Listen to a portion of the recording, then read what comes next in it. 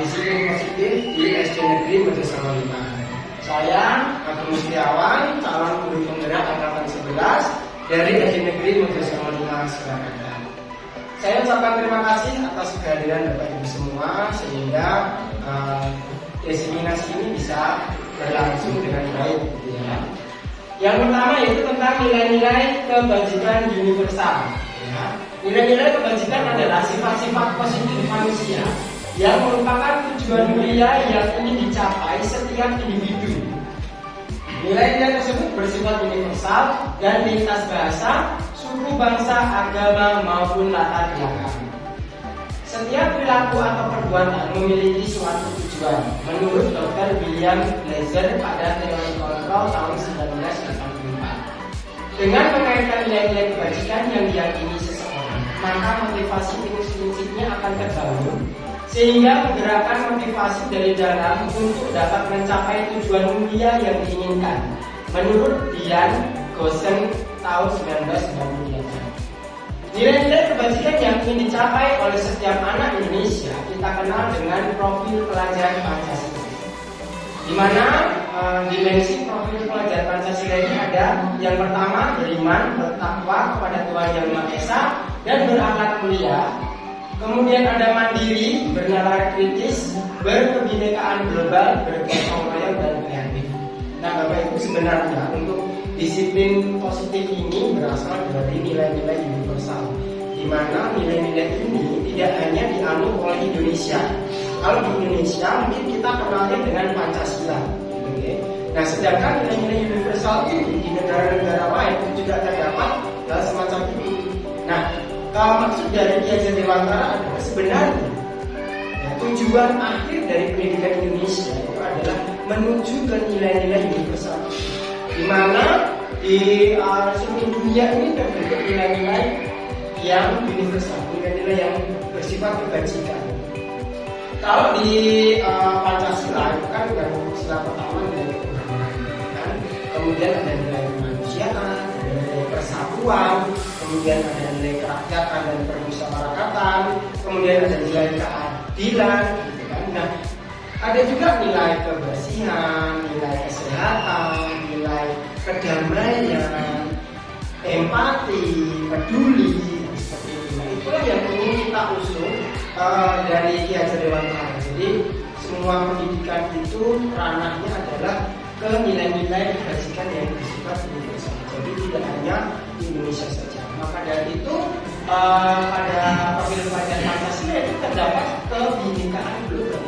Jadi sekarang ini kita tidak hanya sebatas menghargai keragaman yang ada di Indonesia yang bersifat nasional saja, tapi diharapkan kita juga menghargai keragaman bertingkat global. Itu karena apa? Globalisasi ini memungkinkan seluruh penduduk di dunia itu saling berkunjung, saling menempati negara masing-masing seperti tidak ada batas.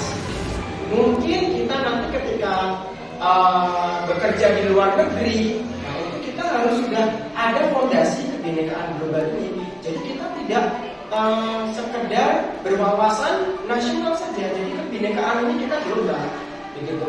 Misalkan saja Anda ke Korea, ya, Anda umat Muslim ke Korea, di sana Anda tidak bisa menghardik negara itu, oh ini negara haram, semuanya babi dan sebagainya, tidak bisa. Karena memang yang diusung dari Ki Hajar Dewantara ini adalah nilai kebajikan universal, bersifat universal. Jadi di Eropa, budaya Barat, mereka berpakaian seperti itu. Menurut mereka itu sudah sopan. Sedangkan kita sebagai orang Timur mungkin beranggapan hal itu tidak sesuai dengan budaya kita. Terkadang inilah yang membuat diri kita gagal untuk mencapai kebinekaan global, untuk mencapai nilai-nilai kebajikan universal.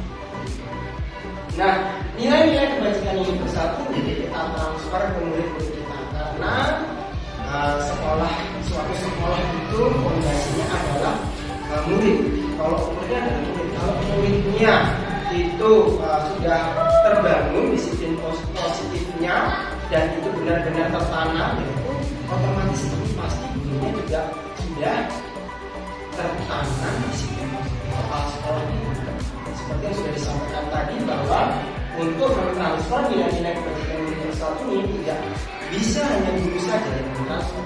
Harus ada kolaborasi antar warga sekolah, baik itu dari antar guru, kepala sekolah, karyawan, ya, dari murid sebagai teman sebaya mereka, kemudian wali murid, dan bahkan lingkungan sekitar sekolah itu juga sangat mempengaruhi ya proses transfer nilai-nilai kebajikan universal. Nah, nanti untuk penerapannya di kelas itu misalkan nilai ketuhanan, ya, beriman bertakwa kepada Tuhan dan Maha Esa. Nah, ini bisa dijabarkan. Contohnya adalah berdoa sebelum belajar. Ini menjadi nanti sebuah keyakinan kelas, kesepakatan kelas. Oh, berarti sebelum belajar kita harus berdoa. Kalau zaman dahulu sebelumnya paradigma yang lama itu kan, ayo anak-anak kita buat peraturan kelas yang pertama, berdoa sebelum belajar. Setuju? Setuju. Yang kedua, jadi gurunya yang menentukan. Ya. Nah, yang sekarang ini kita asalnya dari nilai-nilai kebajikan universal. Jadi kita ambilkan nilai-nilai universal itu kita keluarkan ke anak-anak ya, di Indonesia itu ada 5 nilai kebajikan yang terkandung dalam setiap sila Pancasila. Nah itu kalian bisa mengembangkan ya, dari nilai-nilai universal yang di manapun kalian temui ya, di rumah, di lingkungan masyarakat, di mana itu kamu menemui nilai-nilai itu, ya silakan kita usul bersama. Nilai kesehatan juga boleh, kerapian. Nilai kerapian nanti wujud keyakinan kelasnya bagaimana? Ya, berarti berseragam lengkap dan rapi. Di situ jadi anak-anak tahu ini nilai yang mau dibangun di sekolah kita apa. Jadi tidak sekedar itu peraturan kelas ditempel doang di kelas itu, kemudian untuk menakut-nakuti siswa tidak. Jadi ini benar-benar harus ditampilkan ke peserta didik kita, karena yang sudah disampaikan bahwa motivasi intrinsik itu sangat penting. Jadi harus dibangun dari anak itu. Kalau misalkan tidak tertanam ke diri mereka, nanti begitu dia kelas berikutnya sudah tidak diajar oleh kita, nanti kebijakannya berbeda dengan guru itu, ya anak itu akan umat lagi, istilahnya umat lagi, karena masing-masing guru kan berbeda cara mengajarnya. Jadi kalau tapi sudah tertanam betul, ya, entah itu siapapun gurunya, dimanapun sekolahnya, dia sudah terpacak nilai-nilai universal. Begitu. Nah kemudian yang selanjutnya,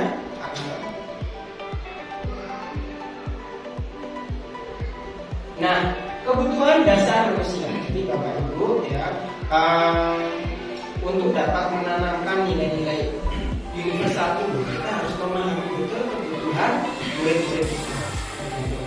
Jadi dengan terpenuhinya kebutuhan dasar ini, anak-anak pasti akan menunjukkan perilaku positif terhadap disiplin positif yang kita tanamkan. Tapi kalau peserta didik kita ini ya, belum terpenuhi kebutuhan dasarnya, ya kemungkinan dia akan menunjukkan perilaku negatif terhadap budaya positif yang kita bangun.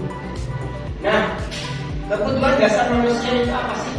Segala sesuatu yang kita lakukan untuk mendapatkan apa yang kita inginkan. Seluruh tindakan yang kita lakukan yang adalah dalam rangka agar kebutuhan dasar kita terpenuhi dengan baik. Pada dasarnya kebutuhan dasar itu ada 5. Yang pertama adalah kebutuhan dasar untuk survive atau bertahan hidup. Contohnya seperti makan, minum, tidur, gitu. Nah, anak-anak kalau di rumah dia tidak sarapan terlebih dahulu, tidurnya kurang, ya, dehidrasi, dia di sekolah mana mungkin bisa menerima disiplin positif karena kebutuhan yang pertama aja tidak tercukupi. Ya terkadang dari guru olahraga Win menemui juga murid saya itu dari rumah tidak sarapan, dia sudah ketika proses pembelajaran transfer disiplin positif dia sudah pusing, keluhannya pusing, perutnya sakit, dia sudah transfer disiplin positifnya tidak mungkin berhasil. Yang kedua yaitu ada kebutuhan diterima, disayang. Jadi Bapak Ibu, apalagi ya untuk anak usia SD ini kadang-kadang mereka ya untuk kasus di Montessori ya Bapak Ibu itu saya temui banyak yang belum ya mungkin ya banyak sekali yang belum kondisi warga perkotaan itu tentunya lebih kompleks sehingga mengakibatkan hal seperti itu dan mereka larinya adalah cari perhatian karena kebutuhan yang kedua ini adalah kebutuhan ingin diterima oleh temannya, diterima oleh gurunya, ingin dihargai, disayang. Nah, sebelumnya paradigma sebelumnya kita menganggap anak yang istilahnya caper itu anak yang nakal, ya anak yang nakal caper dah sama gurunya sama gurunya apa itu anak nakal tidak boleh seperti itu. Padahal itu adalah kebutuhannya. Kemudian yang ketiga adalah kebutuhan kesenangan atau kebutuhan fun. Ya.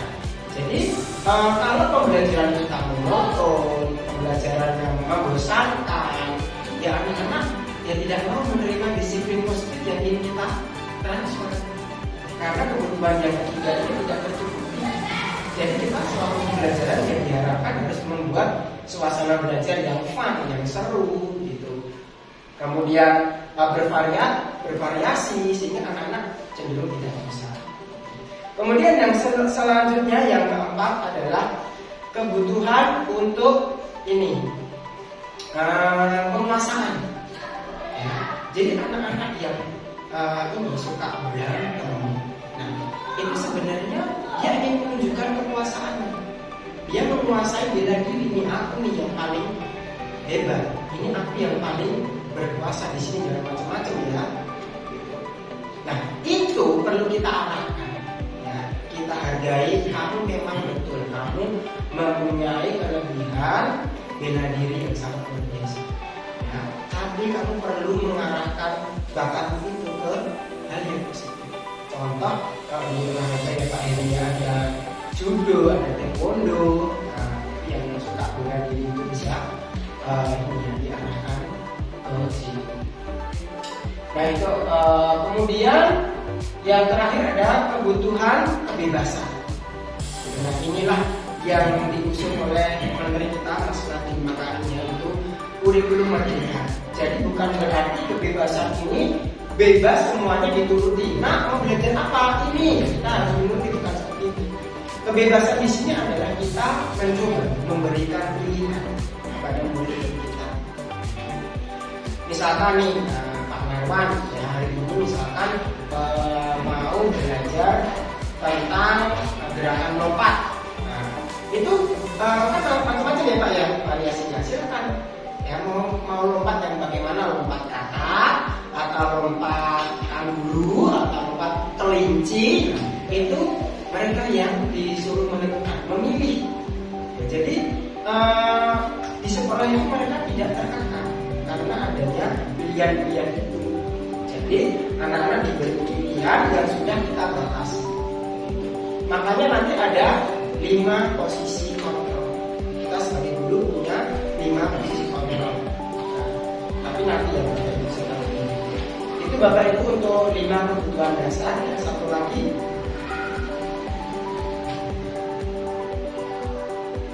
Nah, ini tadi ya apa namanya kebutuhan dasar manusia. Ya, tadi yang pertama ada kebutuhan hidup, sudah saya sampaikan tadi. Kemudian ada kebutuhan kasih sayang dan rasa diterima, gitu ya. Ini pun kita sebagai guru juga ya, Pak Ibu ya. Kadang-kadang kita ingin diterima teman-teman kita juga ingin dipedulikan teman-teman kita oleh kepala sekolah kita. Kemudian juga ada kebutuhan penguasaan ya, harga diri, keinginan untuk dianggap, memimpin, berprestasi, diakui dan didengar, gitu ya. Kemudian kebebasan, mandiri, memiliki pilihan, mencoba hal baru, mampu mengendalikan arah dirinya. Ya sesekali kita perlu mencoba hal baru Bapak Ibu.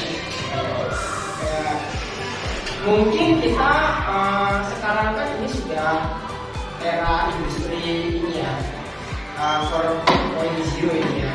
Nah ini memungkinkan kita untuk belajar berbagai macam metode pembelajaran, strategi pembelajaran yang baru yang perlu kita coba ke murid-murid kita. Begitu juga dengan mungkin nanti yang Bapak Kepala Sekolah juga bisa belajar tentang pendekatan yang inovatif terhadap guru supaya semua warga sekolah itu benar-benar bisa mengembangkan disiplin positif. Yang selanjutnya adalah kesenangan, Bapak Ibu ya. Kita sendiri aja sebagai guru juga butuh kesenangan. Kadang-kadang ya, oke lah sesekali kita magang, kan? Kita acara di luar. Nah, sesekali anak-anak kita ajak keluar boleh ya, melakukan praktikum di luar kelas, bermain sambil belajar, supaya 5 kebutuhan guru bisa dipenuhi dan kesuksesan penanaman nilai-nilai universal melalui disiplin positif dapat tersampaikan dengan maksimal.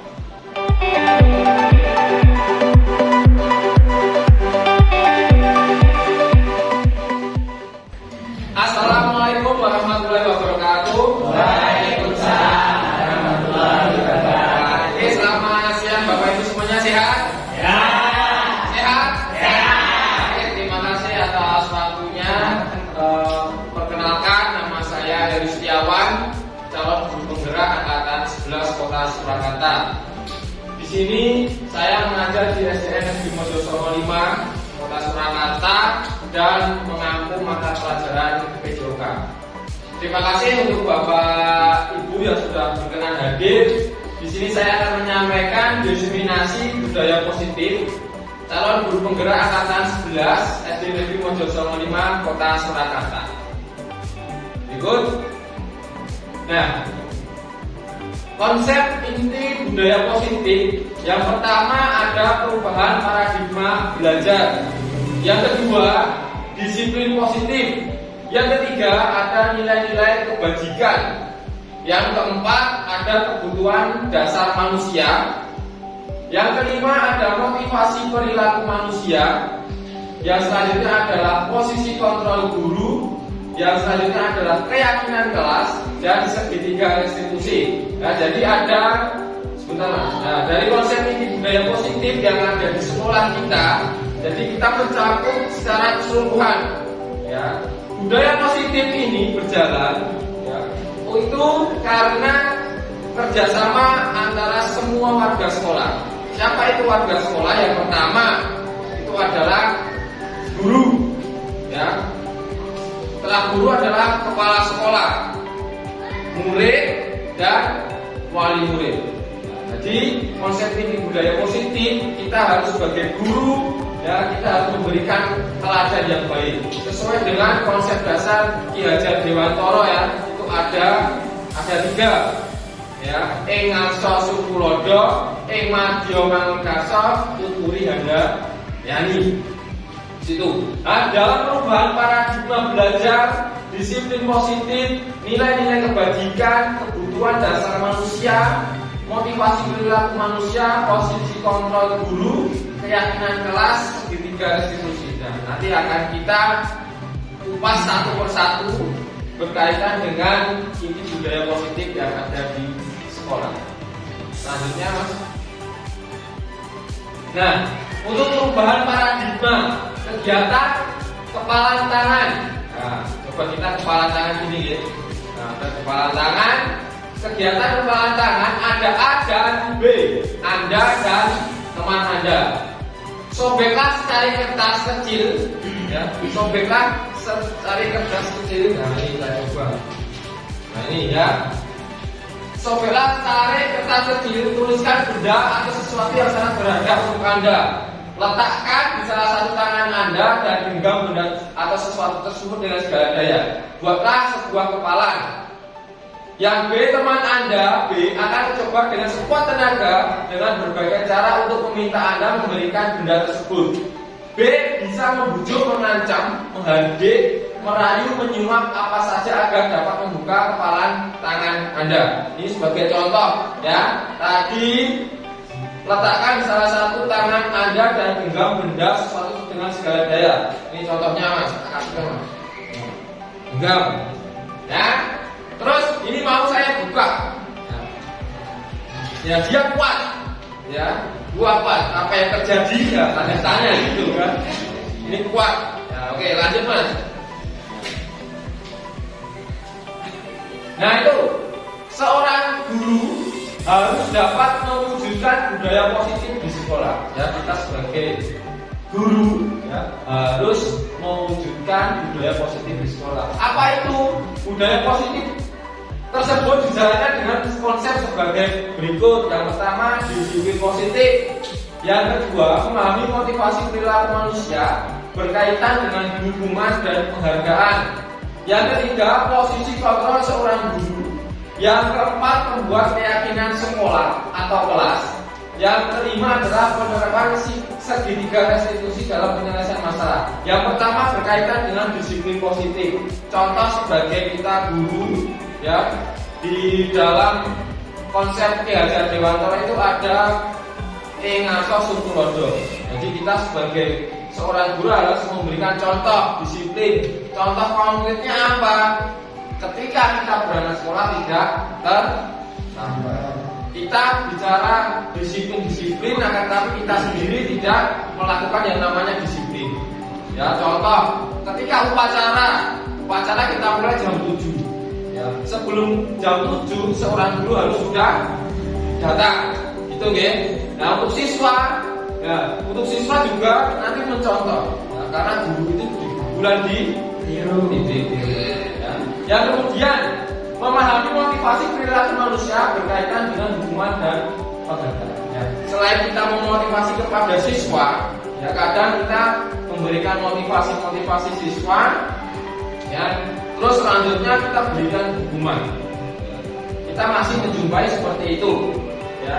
Seperti halnya berkaitan dengan mata pelajaran PJOK, ya, ada hukuman dan penghargaan. Contohnya untuk hukuman itu sifatnya mendidik, bukan hukuman yang misalnya terlambat olahraga kalau mau WC, itu tidak, gitu. Ya, misalnya kok pakaiannya tidak dimasukkan, nah itu seperti itu, ya. Kita memberikan motivasi. Kenapa kok baju harus dimasukkan seperti itu? Nah, hukuman di sini ya kita kesepakatan kelas. Jadi sebelum kita melakukan pembelajaran, kita membuat kesepakatan kelas terlebih dahulu. Nah, terus berkaitan dengan penghargaan, contohnya di olahraga, itu ketika anak sudah bisa melakukan kegiatan-kegiatan yang sangat luar biasa, itu kita beri penghargaan. Penghargaan tidak berbentuk uang, tidak berbentuk harga, cukup Mas, bagus, ya, lompatannya bagus, larimu bagus, ya itu adalah juga termasuk sebuah penghargaan. Terus selanjutnya adalah posisi kontrol seorang guru, ya. Yang keempat, membuat keyakinan sekolah atau kelas, ya tadi hampir sama dengan yang memahami motivasi tadi, berkaitan dengan keyakinan sekolah atau kelas. Kalau di olahraga, keyakinannya kita buat saat di lapangan, ya sebelum olahraga. Ya, jadi keyakinan ketika olahraga itu setelah bel sekolah itu anak-anak turun ke halaman atau berbaris di halaman. Ya, berbarisnya apa sesuai dengan arahan yang Bapak Ibu guru kehendaki. Ya, setelah itu anak-anak dibariskan. Ya, terus kita membuat kesepakatan ketika olahraga nanti tidak boleh lari-larian yang bebas, harus sesuai dengan instruksi Bapak Guru, ya. Terus pakaian harus dimasukkan, ya. Nanti ketika sudah haus itu minum, nanti kita bareng-bareng dan izin, ya, bersama. Terus yang terakhir adalah penerapan segitiga restitusi dalam penyelesaian masalah. Jadi ketika ada permasalahan, ya, dalam penyelesaian masalah itu harus kita sebabnya apa? Jangan kita akibatnya atau sebelum melakukan kegiatan, ya contoh kita melakukan kesalahan kan ada sebabnya. Nah sebabnya apa? Kita cari terlebih dahulu. Ya kita konfirmasi kepada anak tersebut. Ya selanjutnya apa? Nah ini yang terakhir ya. Apa makna disiplin? Nah tadi berasal dari bahasa Latin disiplina yang artinya belajar. Makna asal dari kata berkonotasi dengan disiplin diri dari murid-murid Socrates dan Plato. Disiplin diri membuat orang menggali potensinya menuju sebuah tujuan apa yang dia hargai. Namun, dalam budaya kita, makna kata disiplin telah berubah menjadi sesuatu yang dilakukan seorang pada orang lain untuk mendapatkan kepatuhan. Kecenderungan umum adalah menghubungkan kata disiplin dengan ketidaknyamanan, bukan dengan apa yang kita hargai atau pencapaian suatu tujuan dunia. Jadi disiplin di sini ya untuk mendapatkan kepatuhan. Ya, kita menerapkan disiplin ya itu untuk mendapatkan kepatuhan. Dan kecenderungan umumnya apa? Menghubungkan kata disiplin dengan ketidaknyamanan. Pastinya ketika kita membuat kesepakatan kaitannya dengan disiplin itu ada rasa ketidaknyamanan, bukan dengan apa yang kita hargai atau pencapaian suatu tujuan mulia. Oke, terima kasih. Di sini saya sudah menyampaikan berkaitan dengan disiplinasi disiplin positif berkaitan dengan aksi nyata calon guru penggerak angkatan 11 ya tahun 2024 dari SD Negeri Mojosono 5 Surakarta. Semoga apa yang saya sampaikan bisa bermanfaat khususnya untuk pribadi saya dan umumnya untuk kita semua sebagai seorang pendidik. Kurang lebihnya saya mohon maaf. Assalamualaikum warahmatullahi wabarakatuh. Assalamualaikum warahmatullahi wabarakatuh. Saya Anda Sohani Indrayati, CGP Angkatan 11 dari SD Negeri Mojosono 5 Surakarta. Di sini saya akan memaparkan tentang diseminasi budaya positif. Di bagian ini saya akan melanjutkan materi yang sebelumnya yang sudah disampaikan oleh teman saya. Pada bagian ini saya akan menyampaikan tentang teori motivasi perilaku manusia.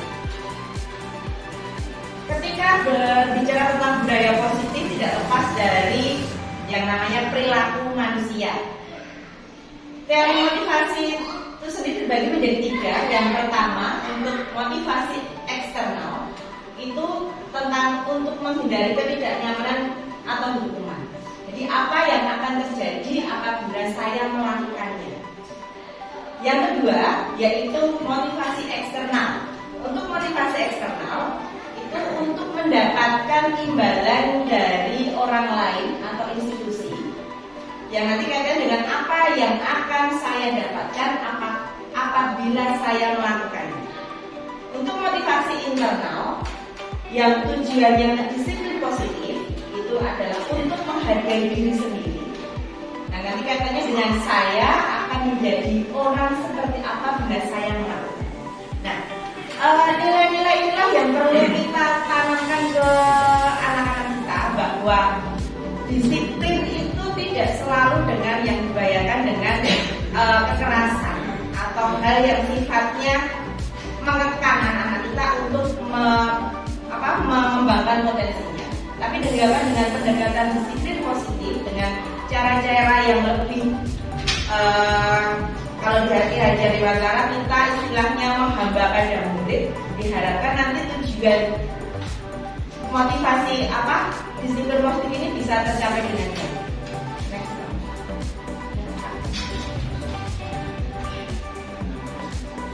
Merdeka. Konsep merdeka ini sudah dipikirkan sejak lama oleh tokoh-tokoh pendiri bangsa kita. Kita kenal beliau adalah Bapak Ki Hajar Dewantara, seorang tokoh pencetus sekolah pertama di Indonesia. Nah, dari pemikiran-pemikiran beliau yang sudah berlangsung puluhan tahun ternyata menurut Ki Hajar Dewantara merdeka itu artinya tidak hanya terlepas dari perintah, akan tetapi juga cakap buat memerintah dirinya sendiri. Jadi merdeka itu bukan berarti bebas, tapi merdeka itu sesuatu yang bisa kita mengendalikan diri sendiri kita dengan penuh tanggung jawab. Ini namanya merdeka. Ketika kita mengenal merdeka, mungkin orang-orang di luar sana selalu berkeluh merdeka itu apa? Bebas. Tapi sebenarnya konsepnya tidak seperti itu. Bebas di sini dalam artian merdeka untuk mengembangkan potensi dengan batasan yang sudah ditetapkan. Ini diambil dari K.H. Dewantara tentang pemikiran konsepsi keteladanan secara merdeka, cetakan kelima tahun 2013. Dalam menjalankan budaya positif, kita harus bisa memahami antara hukuman, konsekuensi, dan restitusi. Kita bicara yang pertama adalah tentang hukuman. Ketika kita berbicara tentang hukuman, pasti kesannya ke anak-anak itu ketika ada hukuman itu bunyinya berat.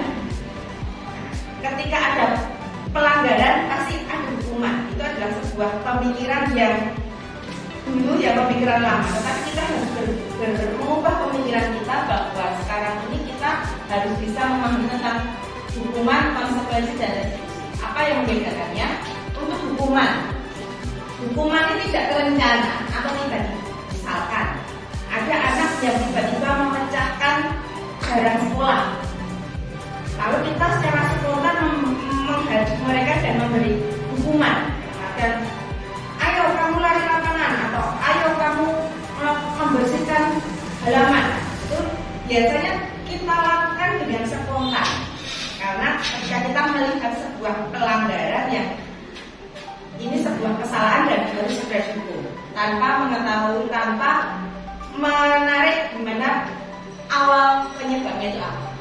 Dan untuk hukuman, murid tidak tahu apa yang terjadi atau tidak dilihat. Ini hukuman itu diputuskan oleh penghukum sendiri. Kalau di ranahnya sekolah berarti adalah guru. Jadi, siswa itu melanggar dan yang menghukum guru. Nah, bersifatnya satu arah. Ketika kita mengeluarkan hukuman, itu anak itu hanya menerima. Bahkan sangat jarang mungkin kita tidak mendengarkan apa yang menjadi penyebabnya. Pembelaan diri mereka tidak kita dengar. Kita tahunya hanya memberikan hukuman. Selanjutnya adalah berupa hukuman fisik atau fisik. Misalkan lari keliling lapangan, atau mungkin push up 1000 kali, berarti ya mustahil ya.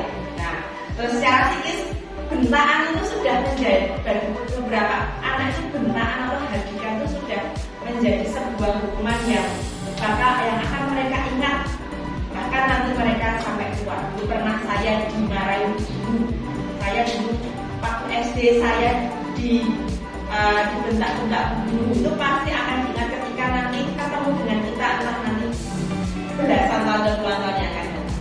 Nah, untuk hukuman, jadi sifatnya tidak ada melibatkan siswa. Untuk konsekuensi ini merupakan sifatnya terencana. Kita tahapannya lebih naik sedikit ya. Terencana, disepakati sesuai aturan. Jadi ketika kita sudah membuat aturan sekolah, kita siapkan kesepakatan. Misalkan melanggar peraturan sekolah, terlambat sekolah, ada poinnya. Tidak membawa buku, ada poinnya. Itu sudah terencana, sudah kita sepakati, dan siswa itu tahu bahwa ketika aku melanggar ini pasti akan ada sebuah sanksi yang bisa berupa poin atau tindakan yang dilakukan oleh guru. Nah, untuk murid tetap dibuat tidak nyaman. Murid terasa terancam karena mereka akan berpikir ketika saya melanggar pasti aku dapat poin.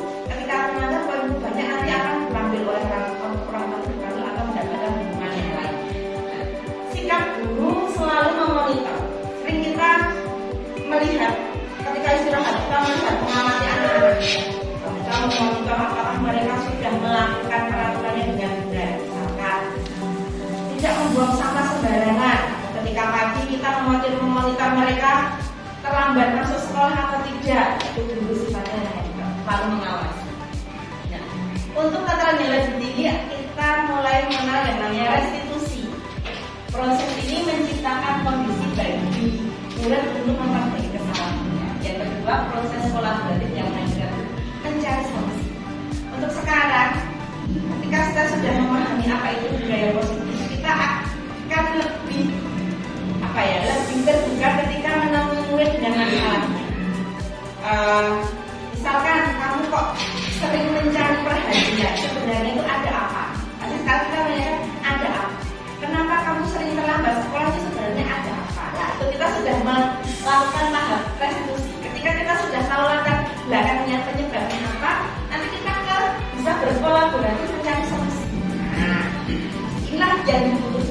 ketika ada masalah, rekan-rekan siswa itu butuh penyelesaian.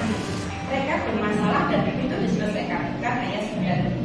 Dari sini kita bisa berkolaborasi mengajarkan untuk menjadi solusi. Misalkan kalau di sekolah, seperti tadi yang sudah dipaparkan di depan, kita bisa berkolaborasi dengan warga sekolahnya. Misalkan untuk ketidaktertiban, kita bisa berkolaborasi dengan guru olahraga. Kita bisa berkolaborasi, misalkan kenakalan, kita bisa berkolaborasi dengan guru agama. Mungkin punya anak yang punya potensi lebih tapi tidak bisa menyalurkan, kita bisa berkolaborasi dengan misalkan guru seni atau guru yang lainnya. Nah, selanjutnya Pak, dihukum oleh penghargaan. Bahkan penghargaan berlaku sama dengan hukuman. Dalam arti meminta atau memberi seseorang melakukan sesuatu untuk memenuhi tujuan tertentu dari orang yang meminta atau mendukung. Dorongan eksternal dan akan ada faktor ketergantungan bukan beberapa dampak dari pemberian penghargaan. Terkadang pemberian penghargaan yang terlalu berlebihan itu arahnya nanti ada beberapa pengaruh jangka pendek dan jangka panjang. Ada penghargaan pengumuman, ada penghargaan pengurangan ketepatan dan penghargaan tidak efektif, lalu jadikan penghargaan perusahaan. Nah, kita bisa memberikan hukuman atau penghargaan kita bisa jalan. Nah, ini adalah tugas perbedaan hukuman dan konsekuensi. Sekarang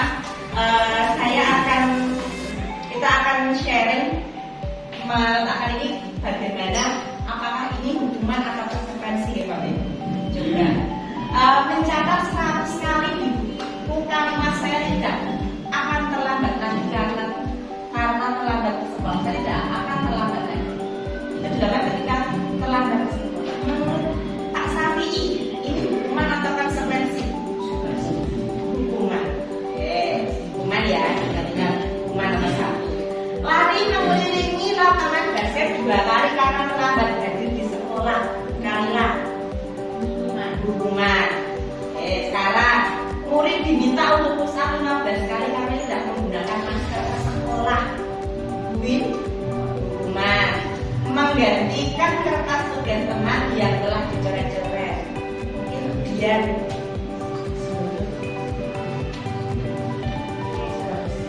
konsekuensi ya, membersihkan tumpahan air di meja tulis karena tersenggol pada saat belajar. Dan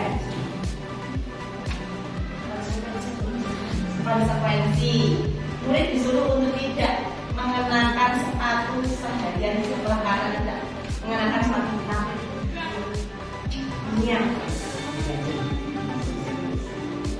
Tidak menggunakan sepatu seharian di sekolah karena tidak mengenakan sepatu hitam. Hukuman atau konsekuensi? Hukuman. Ya. Lari mengelilingi lapangan basket 2 kali karena terlambat untuk masuk pelajaran. Hukuman. Mari kita lihat bersama apakah ini hukuman atau konsekuensi. Dari beberapa pernyataan tadi, nomor 1 hukuman apa? Nomor 2 itu hukuman. Nomor 3 hukuman. Nomor 4 konsekuensi. 4 ya. Nomor 5 konsekuensi. Nomor 6 itu hukuman. Tepat ya? Tepat ya. Mengelilingi lapangan.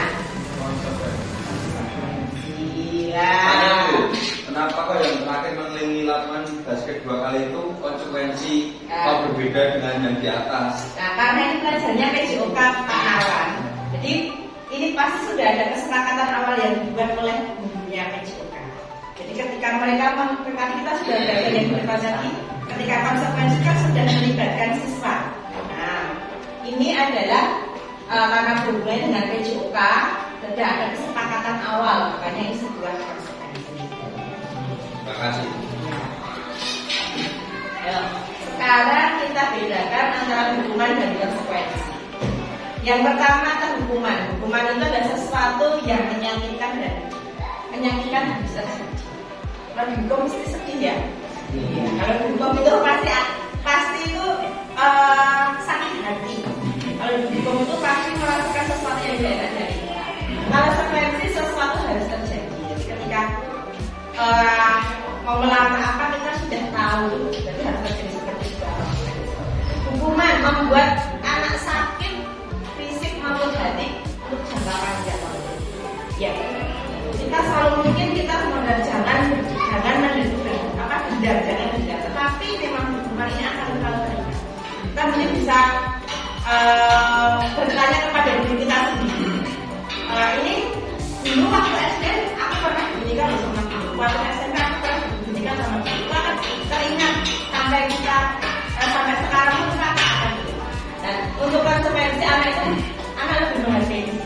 dia tahu bahwa kita jelaskan dulu bagaimana hukumannya. Hukuman itu paksaan dengan ketegasan.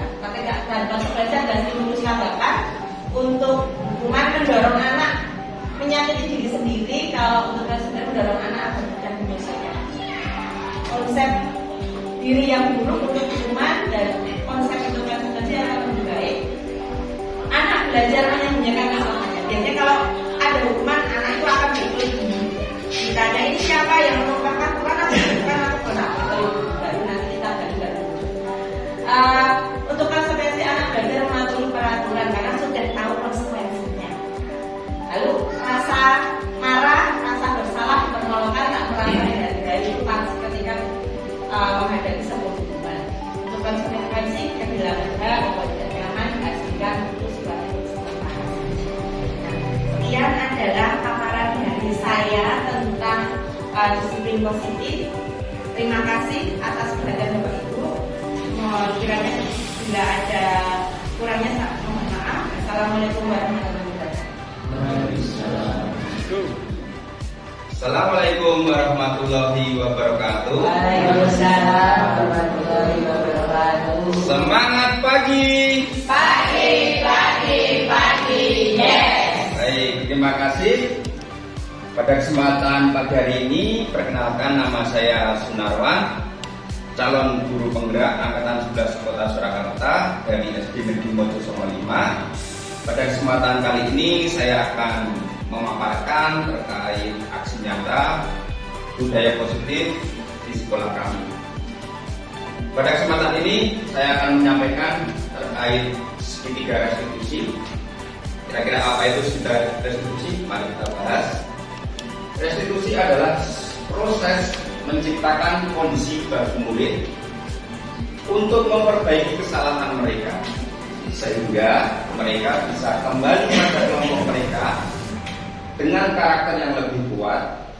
Restitusi juga merupakan proses kolaboratif yang mengajarkan murid untuk mencari solusi untuk masalah mereka dan membantu murid berpikir tentang orang seperti apa yang mereka ingin menjadi, yaitu tujuan mulianya, dan bagaimana mereka harus memperlakukan orang lain. Ini dikutip dari Bosen tahun 2004. Apa itu segitiga restitusi? Yaitu segitiga restitusi sebagai langkah seorang guru atau orang tua atau atasan dalam membimbing siswa atau anak untuk menemukan solusi dari permasalahannya. Jadi kalau kita sebagai seorang guru sebaiknya kita harus menerapkan segitiga restitusi pada anak-anak kita yang mempunyai masalah. Dalam segitiga restitusi itu sendiri ada 3 tahapan. Yang pertama ada menstabilkan identitas, yang kedua ada melakukan validasi kesalahan, dan yang terakhir ada untuk menanyakan keyakinan. Bagaimana tahapan-tahapan itu harus dilakukan oleh seorang guru, orang tua, atau atasan dalam menyelesaikan permasalahan yang dialami oleh siswa. Sebagai contoh, misalkan anak datang terlambat ke sekolah, seyogyanya sebaiknya sebagai seorang guru kita tidak langsung menjudge anak itu dia sering terlambat. Nah, kita perlu mencari dulu permasalahannya, kebutuhan dasar manusia apa yang belum terpenuhi. Jadi sebagai seorang guru kita harus membimbing sebagai coach untuk mencari, memberikan solusi anak kita untuk menyelesaikan dari permasalahan. Yang pertama, menstabilkan identitas.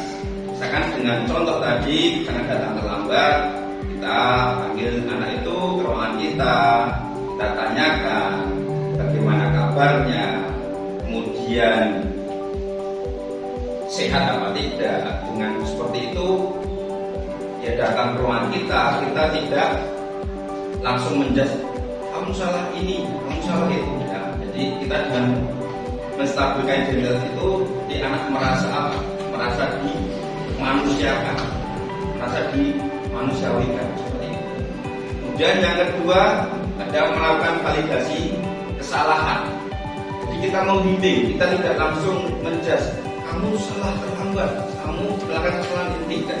Kita membimbing apa yang terjadi sesungguhnya. Kemudian kenapa kamu bisa begitu? Kemudian dengan pertanyaan-pertanyaan pemantik itu akan memancingkan, akan mengeluarkan apa? Mengeluarkan apa yang menjadi permasalahannya, jadi kesalahan itu. Kemudian yang terakhir dengan menanyakan keyakinan. Dengan menanyakan keyakinan yang sudah dibuat, keyakinan kelas tadi yang sudah dibuat, dia akan tersadarkan. Dengan sendirinya anak tersebut mempunyai kesadaran tanpa harus kita berikan informasi. Jadi dengan sendirinya anak memiliki kesadaran untuk memperbaiki dari kesalahannya itu. Dia bisa memperbaiki dirinya, bisa memperbaiki apa yang telah dirusaknya. Jadi punya kesadaran untuk memperbaiki. Lanjut. Yang berikutnya tentang keyakinan kelas. Jadi kalau zaman dahulu kita masih sekolah, kalau zaman dahulu adanya peraturan kelas. Peraturan kelas dengan keyakinan kelas beda. Kalau peraturan kelas biasanya yang dibuat oleh seorang guru atau atasan. Kalau sekarang keyakinan kelas kita harus memberikan peran aktif, kontribusi dari siswa untuk memberikan keyakinan kelas yang kita buat. Jadi sebuah kesepakatan bersama. Jadi supaya apa?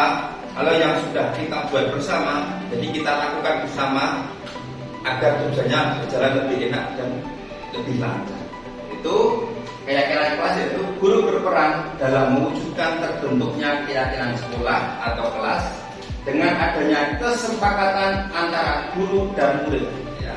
Yang perlu kita garis bawahi adalah adanya kesepakatan antara guru dan murid. Jadi adanya pelibatan murid dalam membuat keyakinan kelas ini sangat dijunjung tinggi. Jadi tidak hanya sepihak dari guru yang menentukan keyakinan kelas. Kemudian keyakinan sekolah atau kelas berupa pernyataan universal yang mudah diingat, dipahami, dan harus diterapkan dalam lingkungan sekolah.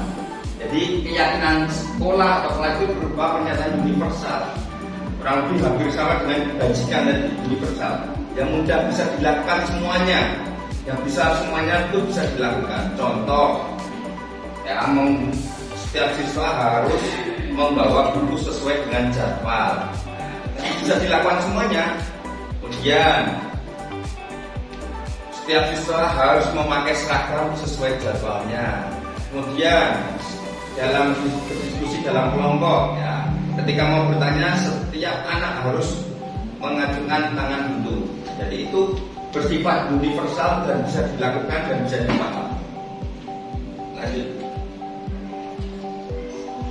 Baik, pembentukan keyakinan kelas. Jadi prosesnya itu ada sebuah kelompok-kelompok berdiskusi.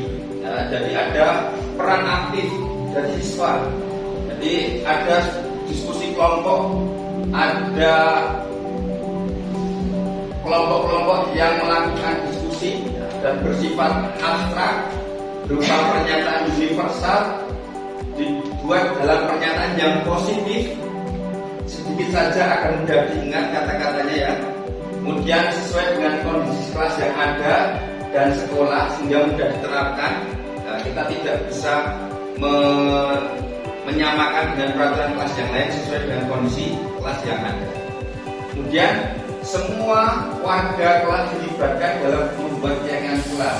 Tujuannya apa? Kalau semua warga dilibatkan, agar tadi keyakinan kelas yang dibuat tadi bisa dilakukan bersama-sama dan semuanya untuk tujuan kebaikan ke depan bersama-sama juga.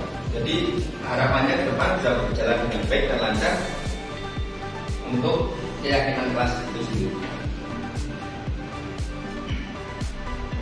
Baik, di sini yang mana yang merupakan keyakinan kelas? Mengapa? Ini contohnya, ya, kesepakatan kelas. Ya. Yang pertama, datang tepat waktu mengucapkan salam. Jadi ini bisa dilakukan semuanya, seluruh warga. Ya, otomatis datang harus tepat waktu dan memberikan ucapan salam. Itu bisa dilakukan. Yang kedua, menjaga kebersihan di sekolah. Ya, Ya, ini juga bisa dilakukan semuanya, bersifat universal tadi dan mudah dipahami. Yang ketiga, berdoa sebelum dan sesudah kegiatan. Ini jelas ya, kegiatannya mudah dipahami dan bisa dilakukan semuanya oleh warga sekolah. Yang keempat, aktif dalam pembelajaran. Kemudian yang kelima, tertib. Ini ada juga kesepakatan kelas. Yang pertama A, kami guru dan murid harus saling menyayangi, karena ini bagian dari keluarga. Yang B, kami murid yang semangat belajar, ya, saling untuk sukses bersama-sama menjaga semangat dalam belajar. Yang ketiga, kami murid yang peduli dengan teman-teman, saling peduli dan saling menyayangi dengan antar sesama teman. Lanjut. Baik, ini bedanya peraturan dan keyakinan kelas. Ya, seperti tadi coba. Yang pertama, selalu kembalikan buku ke tempatnya. Kira-kira Pak Syafi'i, ini peraturan atau keyakinan kelas?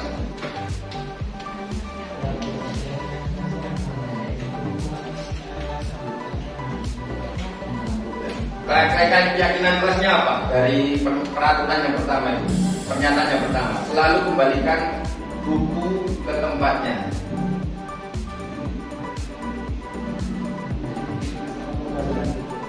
Mengembalikan buku. Oke, baik.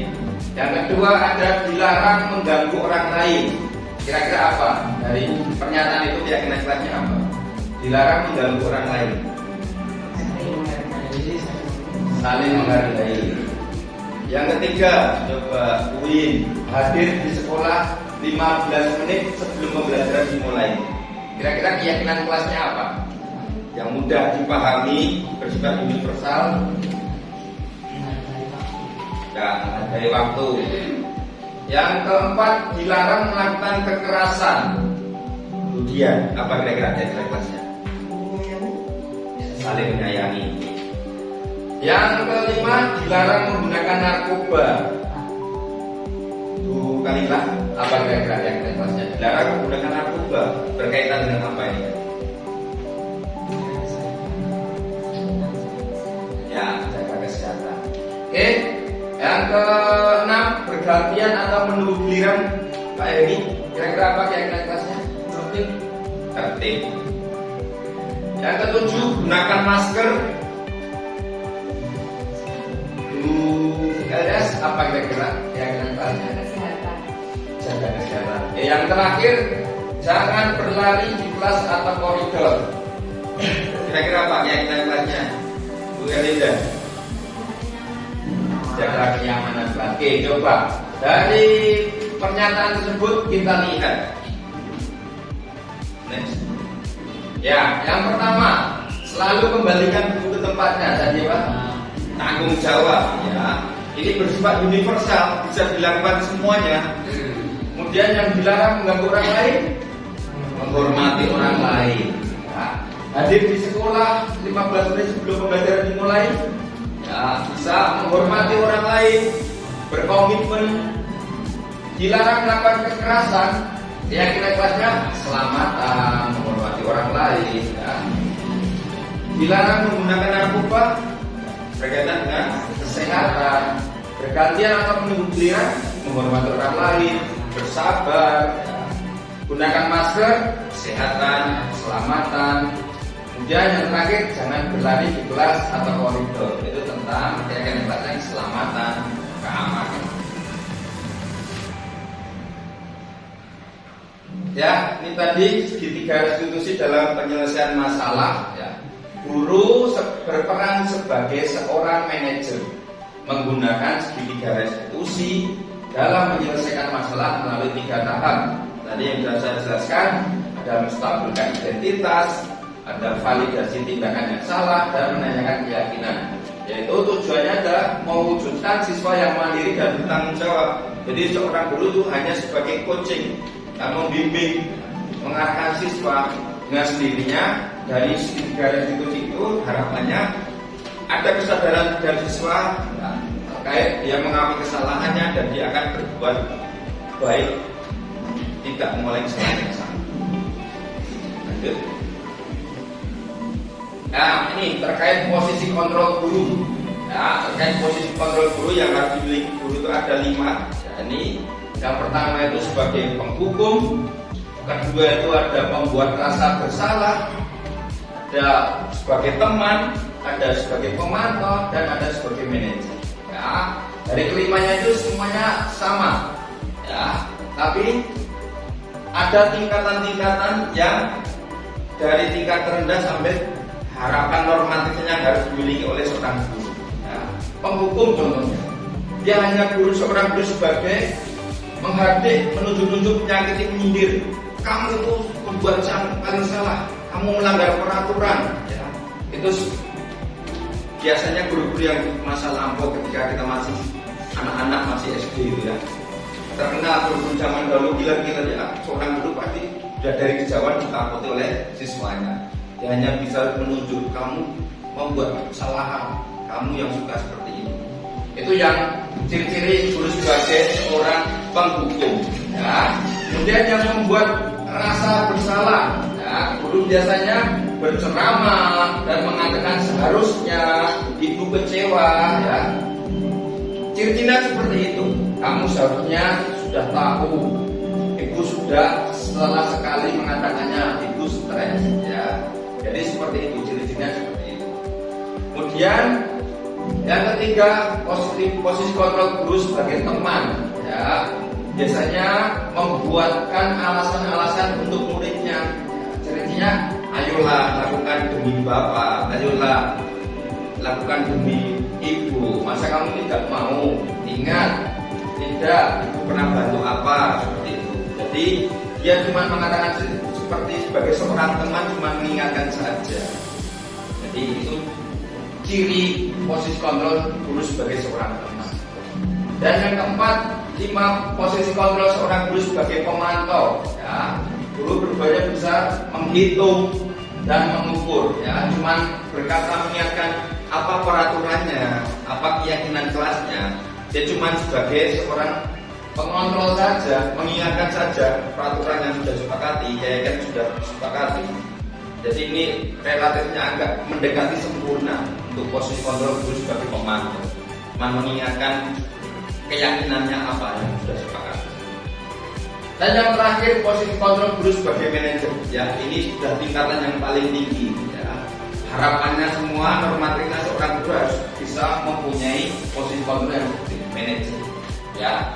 Orang baik guru hanya mengajukan pertanyaan-pertanyaan romantik saja untuk apa? Memantik siswanya untuk melakukan kesalahannya sendiri, dan dengan kesadarannya itu dia bisa membuat perbaikannya untuk ke depan. Ini sebagai yang dilakukan dengan langkah segitiga itu tadi. Jadi sebagai seorang guru harus seyogianya sebagai seorang manajer melakukan 3 langkah segitiga restitusi. Ya, ini guru bisa berkata dengan apa yang sudah kita yakini, apa yang bisa kau kerjakan untuk memperbaiki masalah ini. Nah.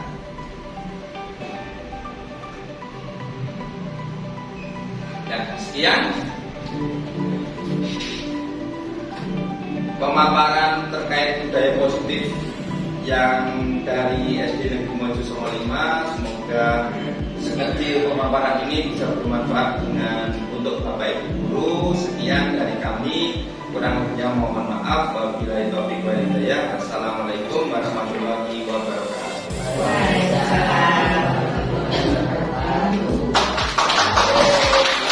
Siapa kita? SD Negeri Mojosongo 5.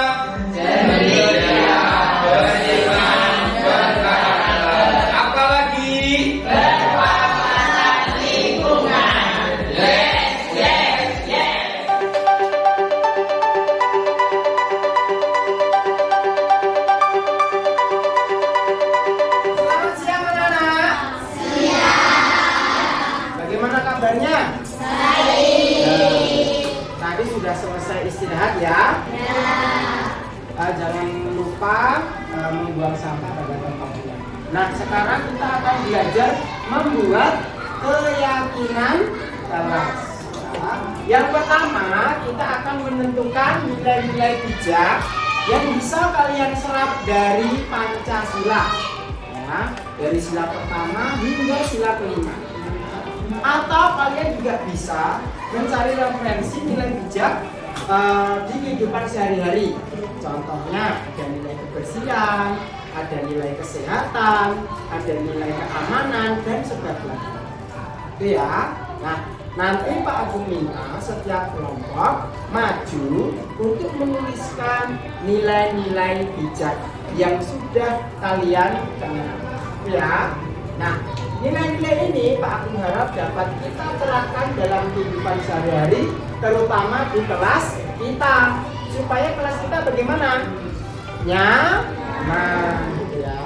Ya anak ya. Sekarang tepuk semangat dulu. Tepuk semangat.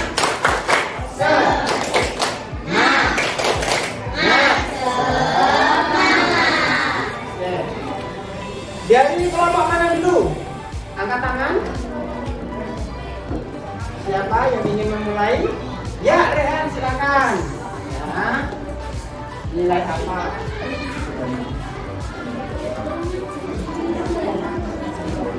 Ya, nilai.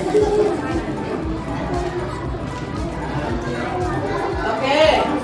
Nah, kalau bisa Pak Agung hadiahi 100 poin.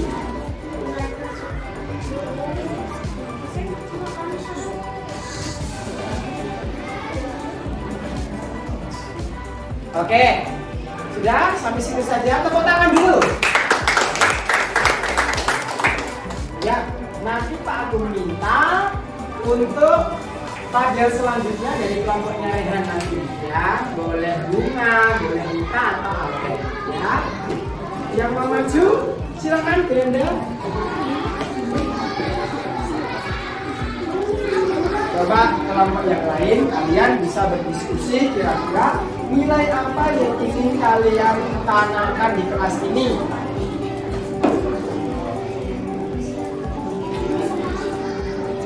Oke, tadi Rehan mengambil nilai ketuhanan dari Pancasila ya Rehan ya? Ya. Oke, kurang satu hanya. Iya, baik. Deanda ambil nilai kemanusiaan dari mana? Dari Pancasila, baik. Tepuk tangan dulu buat Deanda 100 poin. Mana lagi ya? Nomor Dinapar ya. Nomor 3 langsung. Jadi kalian bisa mengambil nilai-nilai bijak ini dari Pancasila boleh, dari nilai-nilai dalam masyarakat boleh, atau nilai-nilai yang sudah kalian dapat di manapun kalian berada.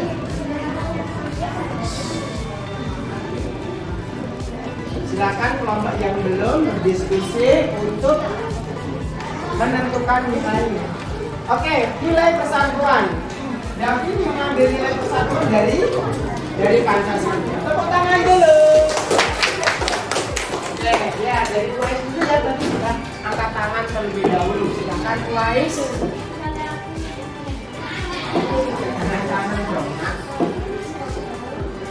Ya.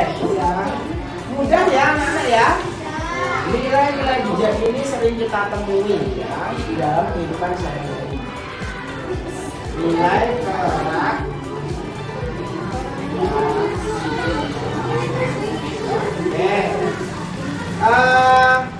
Kuais mengambil nilai kerakyatan dari Pancasila. Oke.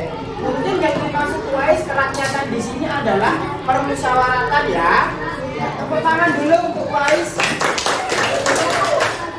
Silakan untuk video selanjutnya. Yang dimaksud dari Kuais kerakyatan ini adalah permusyawaratan. Nah, kira-kira nanti harus terlihat seperti titik-titik, tidak terlihat seperti titik-titik harus disisihkan. Contoh penerapan nilai kerakyatan dalam kelas. Terlihat seperti apa dan tidak terlihat seperti apa.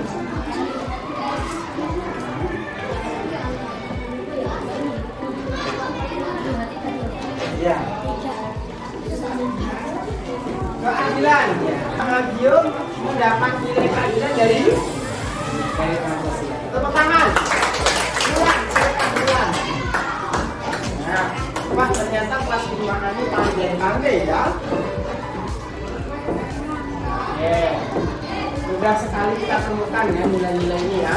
Dan ini harus kita yakini bersama supaya di kelas ini nyaman ya, pembelajarannya kondusif ya, otomatis nanti kalian juga bisa lebih paham belajar berbagai macam. Ya, nilai kesopanan betul sekali ya, diperoleh dari kehidupan sehari-hari. Tepuk tangan. Terakhir, kelompok mana yang belum silakan. Ya.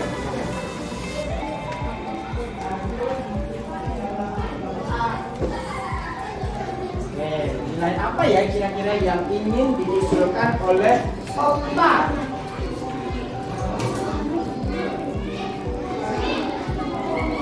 Nah, sebentar.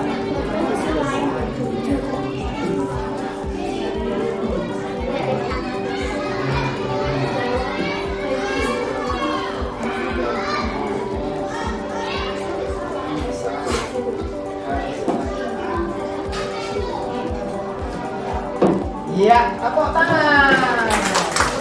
Baik. Oke, sekarang Pak Agung akan ajari kalian bagaimana untuk meyakini nilai-nilai ini dan menerapkannya di kelas kita. Ya.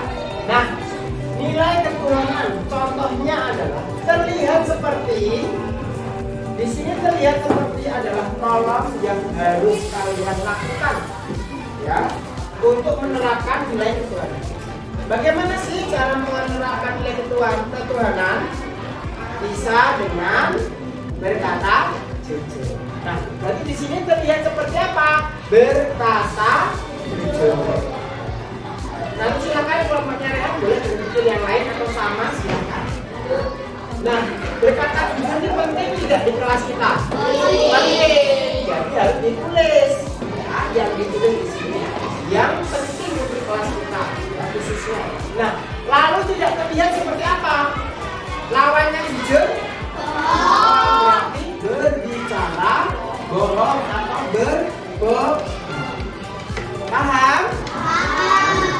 Jadi di kolom terlihat seperti ya, kamu tuliskan hal-hal yang harus kita lakukan, hal-hal yang harus kita terapkan. Sedangkan tidak terlihat seperti adalah berisi yang seharusnya tidak kita lakukan.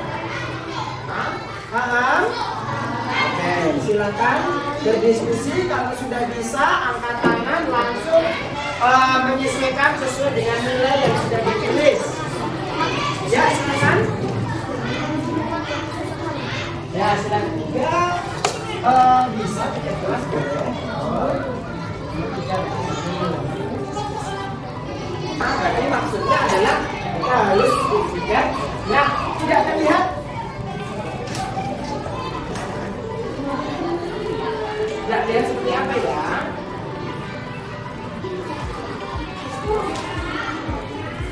Bolos piket, ya betul sekali. 100 poin. Tepuk tangan dulu. Oke, tadi David sudah maju ya. Ini maju lagi ya.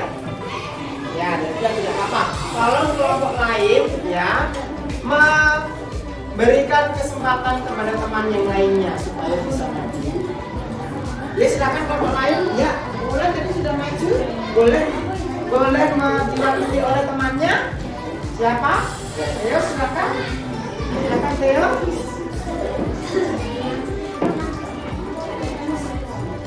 Tapi kan sudah maju. Ada yang lain? Ya silakan Nabe. Ya.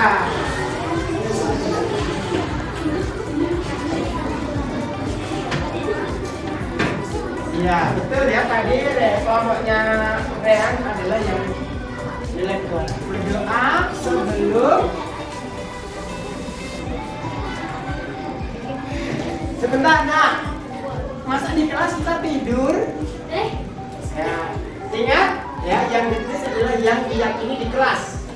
Betul sekali, doa sebelum belajar. Ya.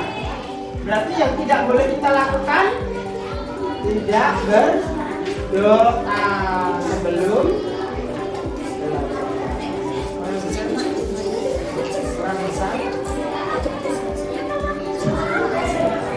Oke, yang selanjutnya mana dulu tadi agak semangat sekali ya.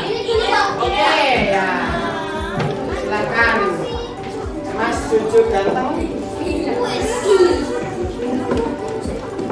Tadi nilai kemanusiaan ya.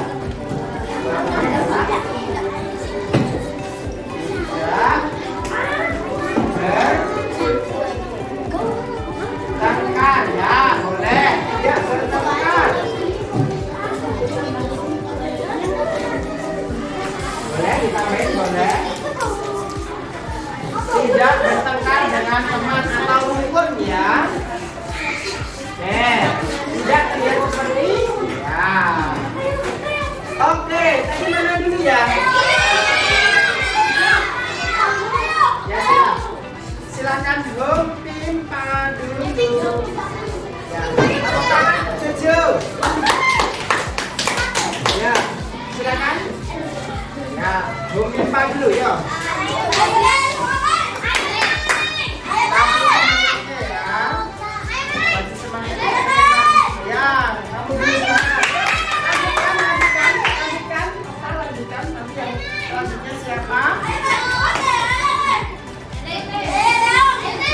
Ya, selanjutnya Sia, dia boleh di sini. Silakan lagi.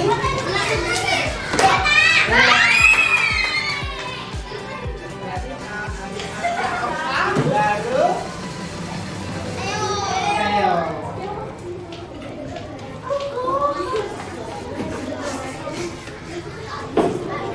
Oke. Ya, betul sekali ya, nilai keadilan sosial ya. Keadilan dalam hal waktu. Jadi kita harus disiplin. Betul sekali. Tepuk tangan.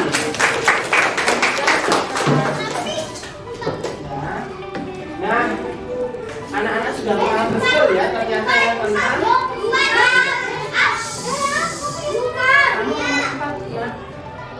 kerakyatan ya.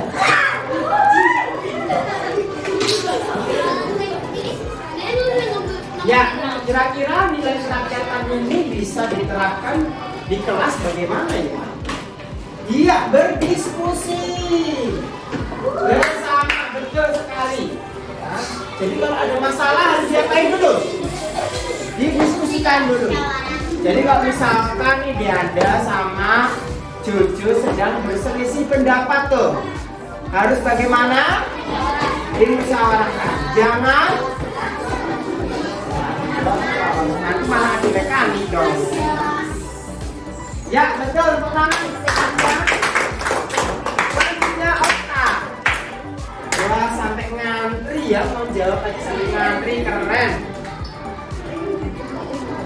Kebersihan itu terlihat seperti apa? Huruf kecil tidak apa-apa.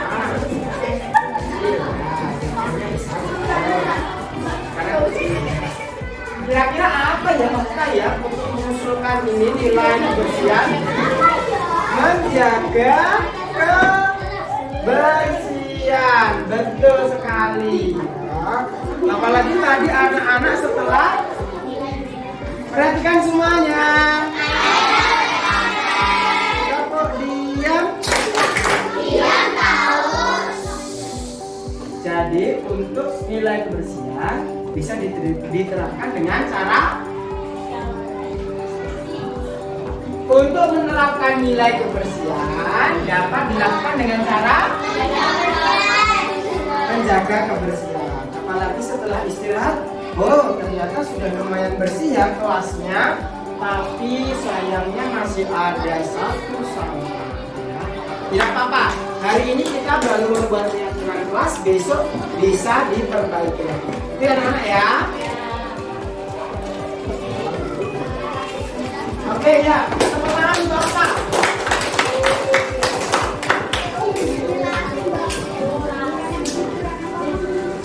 Oke, nomor 6 nilai kesopanan. Theo mengusulkan